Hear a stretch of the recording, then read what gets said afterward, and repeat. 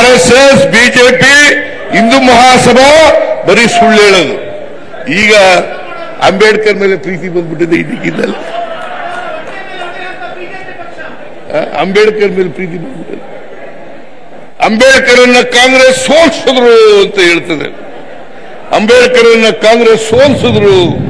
ನಿಜವಾಗಿ ಸೋಲ್ಸಿರೋರು ಅವರೇ ಪತ್ರ ಬರೆದಿದ್ದಾರೆ.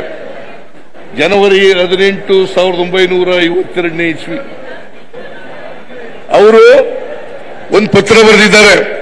ಆ ಪತ್ರದಲ್ಲಿ ಏನಂತ ಹೇಳಿದ್ದಾರೆ ಅಂತಂದ್ರೆ, ಅವರ ಕೈ ಅಕ್ಷರದಿಂದ ಬರೆದಿರೋದು, ಸ್ವತಃ ಅವರ ಕೈ ಅಕ್ಷರದಿಂದ ಬರೆದಿರ್ತಕ್ಕಂಥ ಲೆಟರ್. ಅದರಲ್ಲಿ ಏನ್ ಹೇಳಿದ್ದಾರೆ ಅಂತಂದ್ರೆ, ನನಗೆ ಡಾಂಗೆ ಮತ್ತು ಸಾವರ್ಕರ್ ಸೋಲಿಸಿದ್ರು, ಡಾಂಗೆ ಮತ್ತು ಸಾವರ್ಕರ್ ಸೋಲಿಸಿದ್ರು ಅಂತ ಪತ್ರ ಬರೆದಿದ್ದಾರೆ. ಇದ ಮೇಲೂ ಕೂಡ ಕಾಂಗ್ರೆಸ್ ಸೋಲಿಸಿದ್ರು ಅವ್ರಿಗೆ ಅಂತ ಹೇಳ್ತಾರಲ್ಲ, ನಾಚಿಕೆ ಆಗಬೇಡ. ಸಂವಿಧಾನ ಬರೀಲಿಕ್ಕೆ ಅನುಮತಿ ಕೊಟ್ಟವರು ಯಾರು? ಅಂಬೇಡ್ಕರ್ ಅವರು ಸಂವಿಧಾನ ಬರೀಲಿಕ್ಕೆ ಅವಕಾಶ ಕೊಟ್ಟವರು ಯಾರು? ಕಾಂಗ್ರೆಸ್ ಪಾರ್ಟಿ. ಹಾಗಿದ್ರೆ ಅಂಬೇಡ್ಕರ್ ಮನುಸ್ಮೃತಿ ಯಾಕಪ್ಪ ಸುಟ್ರು? ಹೇಳ್ತಾರ ಮನುಸ್ಮೃತಿ ಯಾಕೆ ಸುಟ್ರು? ಇವರು RSS ಪರ ಇದ್ದಿದ್ರೆ ಮನುಸ್ಮೃತಿ ಸುಡ್ತಿದ್ರ? ಅವರು ಇನ್ನೂ ಒಂದು ಹೆಜ್ಜೆ ಮುಂದೆ ಹೋಗಿ ಹೇಳಿದ್ರು, ನಾನು ಹಿಂದುವಾಗಿ ಹುಟ್ಟುಬಿಟ್ಟಿದ್ದೀನಿ, ಅದು ನನ್ನ ಕೈಲಿರಲಿಲ್ಲ, ನಾನು ಹಿಂದುವಾಗಿ ಸಾಯಲಾರೆ ಅಂತ. ಯಾರು ಹೇಳಿದ್ದು? ಬಾಬಾ ಸಾಹೇಬ್ ಅಂಬೇಡ್ಕರ್.